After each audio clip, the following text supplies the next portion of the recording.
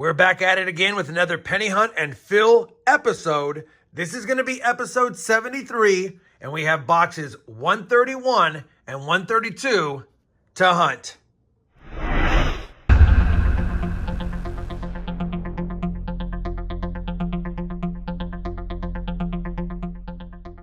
Hey everyone, it's RobFindsTreasure, and welcome back to my channel. Like I said in the intro, we have another 2-box penny hunt today, and so far through the first 130 boxes, we have slotted 196 out of 234 cents in this Dansco Lincoln Penny album.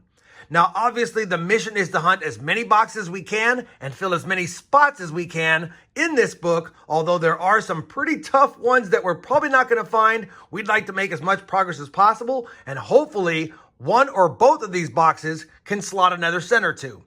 Now, if you're new to the channel or new to the series, I always have a playlist starting from the very first box, linked both down below in the video description, as well as pinned up here for your convenience. Now, we're going to take a look at the album when we compare the finds to the book to see if we have any additions or upgrades. But for now, we're just going to slide it out of the way and move on to the hunt.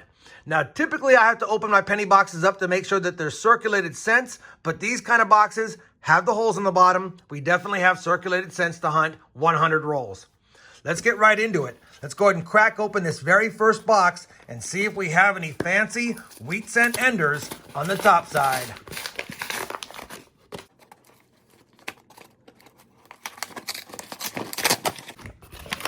All right.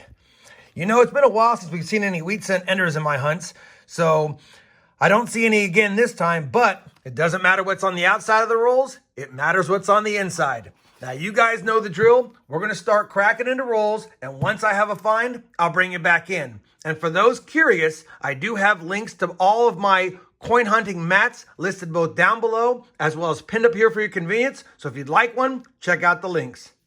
All right, enough of that. Let's begin the hunt.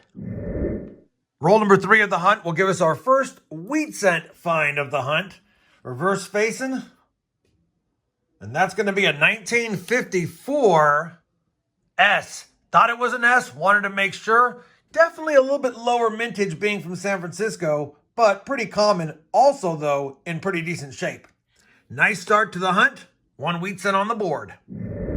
Roll number 6. Second coin in is going to be a corroded wheat cent. Hopefully that means it's old. It's a little bit older. 1942, Denver. Roll number 8. Wheat cent number 3. And that's going to be a 1956, Denver.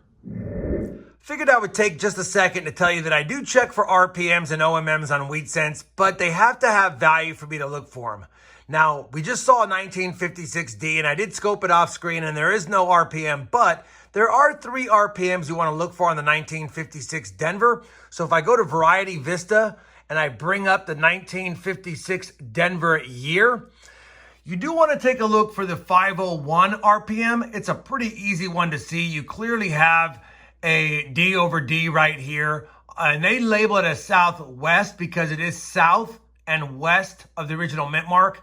An easy one to spot even on circulated brown cents.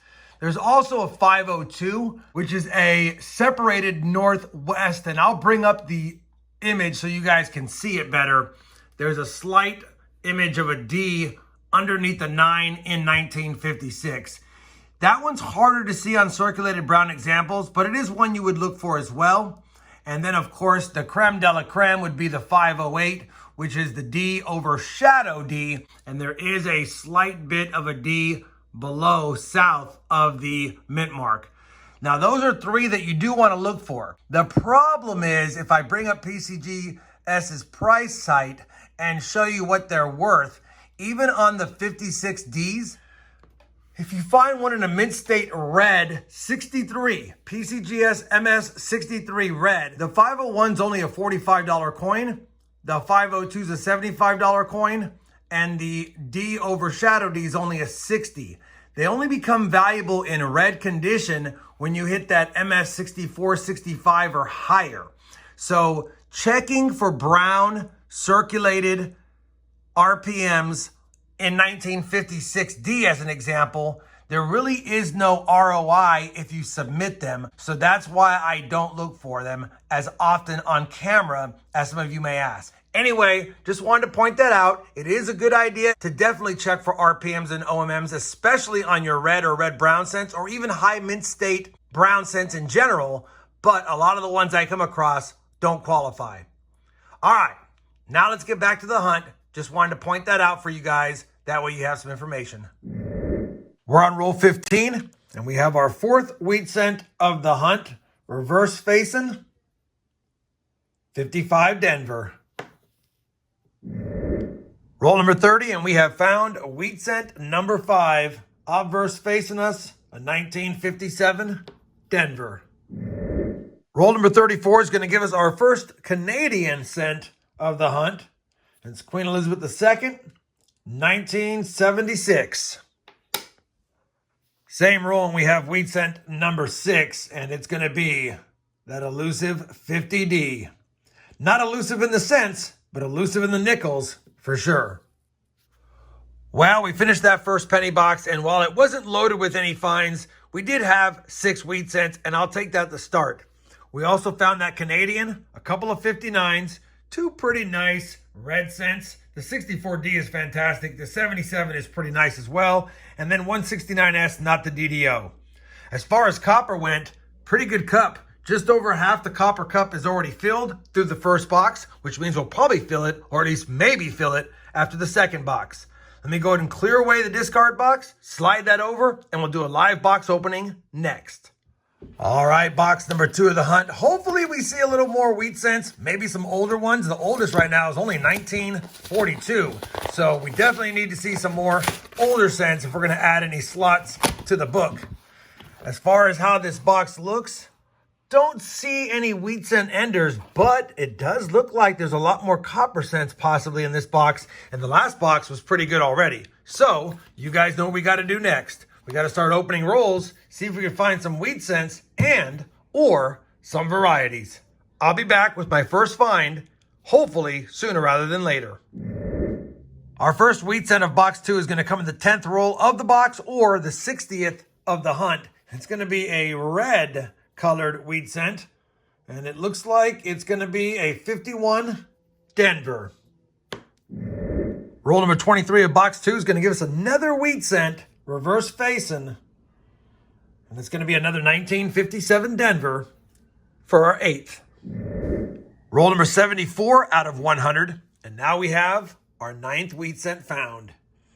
Wheat cent number 9 is a 1945 Philadelphia. Well, it took 81 rolls, but we've now made 10 wheat cents for the hunt. That always makes me happy.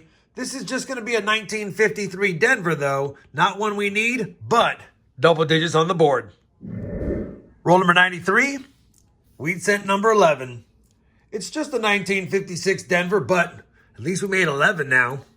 Can we get to a dozen? Well, unfortunately, we're not going to get 12 wheat cents in this 2-box hunt. We only got 11 and only 2 in the 40s, 9 in the 50s. So obviously at this point, probably not going to have any additions. Probably not going to have any upgrades either, but we'll have to check to make sure. We did score that one Canadian, 3 59s, 4 nicer red memorial cents, and a couple of 69 S's, both of which not the DDO. As far as copper, even though it was light on wheat cents, we actually broke my local area 2-box copper record since I've been keeping track. 5 pounds, 4 ounces of copper in those 2 boxes. So you can't get mad at that. Now let me compare the finds to the book to see if we possibly have an upgrade, and I'll be back with some final thoughts. Well, I've compared the finds to the book, and unfortunately, no upgrades, no additions, but still a fun 2-box hunt. Now, after 132 boxes, we're still stuck at 196 of the 234 slots filled, and we're desperately needing some older wheat cents, including some from the 30s with mint marks.